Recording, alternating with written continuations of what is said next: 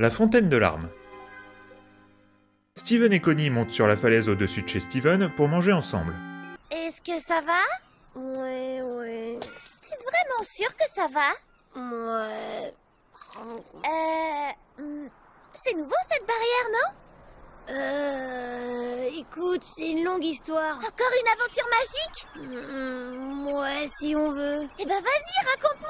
Allez, s'il te plaît. Bah en fait, tu vois, j'ai perdu mon ami Mille-Pince qui s'est sacrifié pour pas que je meure. Oh, j'ai encore plus de questions maintenant. Franchement, ça a beau être fait exprès, je pense que l'épisode 3 a un sérieux concurrent sur les têtes dégueulasses que fait Steven. Et aussi, par contre, même si ça intrigue, je sais pas si ça donne si envie que ça de voir l'épisode si Steven fait la gueule. Heureusement qu'il est plutôt bon. Steven raconte alors que Améthyste faisait l'idiote au bord de la falaise. Steven, je suis tout en bas. Améthyste, tu vas te faire mal. Je t'en prie, Steven, je suis une gemme et une guerrière, je vois pas comment je pourrais...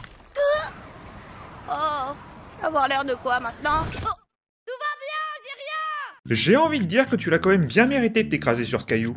À faire peur à Steven comme ça, fallait que ça arrive. Steven descend alors pour s'assurer qu'Améthyste aille bien, mais on dirait que pas tant que ça. La vache, c'est... très perturbant, même si elle est pas humaine. Grenaille perd la rive et regarde quel est le problème. Montre-moi ta gemme. Pas touche. Oh mon dieu, Améthyste, t'as jamais fissuré. Mêle-toi de ce qui te regarde, je m'en fiche qu'elle soit fissurée. Et en plus, maintenant, j'ai un œil rigolant. Oh. Vous savez, comme on a vu dans l'épisode 16, si le corps d'une gemme est blessé, celui-ci disparaît pour ne laisser que la pierre pour que celui-ci guérisse. Mais qu'est-ce qui se passerait si la pierre se cassait?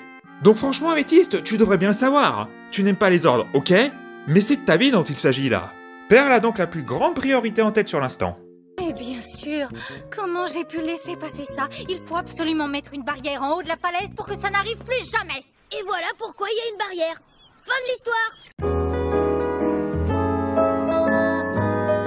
Connie insiste pour que Steven continue de raconter. Ce que je ne trouve pas très cool de sa part, vu que, quand même, ça se voit qu'il est pas très chaud pour raconter tout ça. Il accepte quand même de continuer en échange des lunettes de Connie contre son jus de fruits, me demandez pas pourquoi, et il reprend. C'est quoi le problème? C'est pas la première fois qu'Améthyste se fait mal. D'habitude, ce sont des blessures corporelles, mais là, c'est sa gemme qui est abîmée. Jusque-là, nous avions les pouvoirs de Rose. Ta mère avait des larmes cicatrisantes qui lui venaient de sa gemme. Comme elle aimait profondément les gens qui l'entouraient, elle éprouvait un vrai chagrin quand ils étaient blessés. Aujourd'hui, c'est toi qui as le quartz rose, et je suis sûre que ce pouvoir est en toi. Oui, bon, s'il a la gemme de sa mère, c'est quasiment sûr qu'il a le même pouvoir. Mais comme quasiment à chaque fois, Steven ne contrôle pas ses pouvoirs et on ne peut pas compter sur lui. Enfin, c'est surtout qu'il n'arrive pas à pleurer, mais on peut quand même pas compter sur lui. Surtout que là, ça serait vraiment important qu'il y arrive. C'est bon, je vais bien, je vous dis. Ça va pas s'aggraver.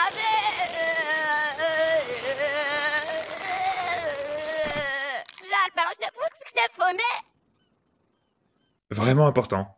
Et j'ai envie de dire un grand merci à Percha qui a pris de son temps pour remettre à l'endroit toutes les phrases d'Améthyste dans cet épisode. Si vous êtes aussi cinglé que moi pour voir chaque détail, je vous conseille de voir la vidéo. Comme Steven est inutile, ils partent alors à une fontaine que Rose avait et qui apparemment aurait les mêmes pouvoirs que ses larmes. Une statue est littéralement plus utile que toi, Steven! Et donc, au centre du jardin, on trouvera la fontaine de larmes dans laquelle se déverse l'essence lacrymale aux vertus curatives de ta chère maman. Je la vois nulle part. Quoi?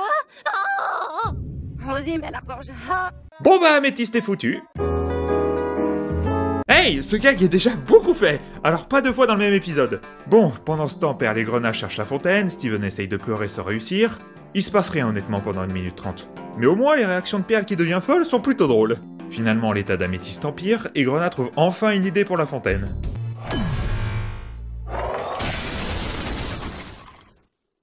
Ah, ça défoule.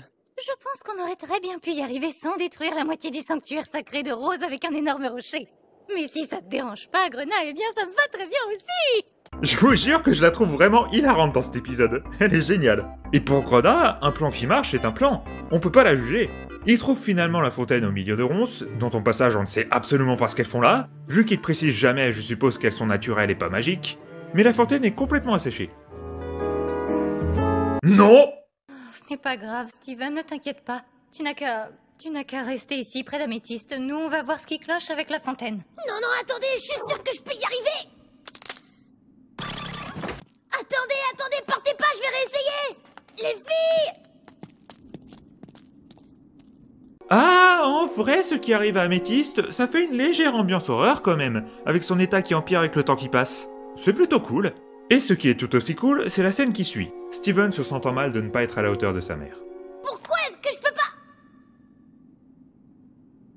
Pourquoi est-ce que je peux pas pleurer? C'est juste que... je suis perdue. Je sais pas ce que je dois ressentir pour toi. J'aurais aimé qu'on se connaisse un peu. Comme ça, j'aurais été triste en te voyant. Et j'aurais versé des larmes qui guérissent. Comme toi. Ça va être une sorte de fil rouge très intéressant sur toute la série. Le rapport qu'a Steven avec sa mère qu'il n'a jamais connue, et l'héritage qu'elle a laissé derrière et dont Steven devra en partie reprendre les responsabilités. C'est un sujet qui aurait été super de traiter dès les premiers épisodes, mais on est encore relativement au début de la série, donc ça va. Les ronces et d'autres plantes se mettent à les attaquer. Attends, mais comment ça, elles les attaquent? C'est des plantes? Elles sont magiques ou Oh, mais c'est comme la mousse de l'épisode 14 qui était vivante, ok. Donc c'est un détail que la série nous fait nous rappeler. Ok, c'est sympa. Steven décide de se réfugier avec Améthyste dans la fontaine vu que les plantes ne peuvent pas les suivre, et qu'ils sont incapables de se défendre sur le coup.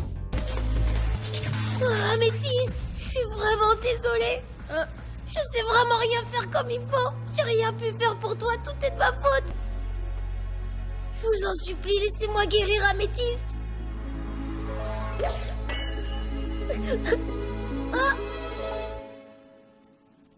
Oh, c'est pas vrai! Alors du coup, ça fait que le délire de Steven qui n'arrive pas à pleurer, ça n'a servi à rien du tout. Mais je dois reconnaître que c'est quand même un peu marrant comme situation.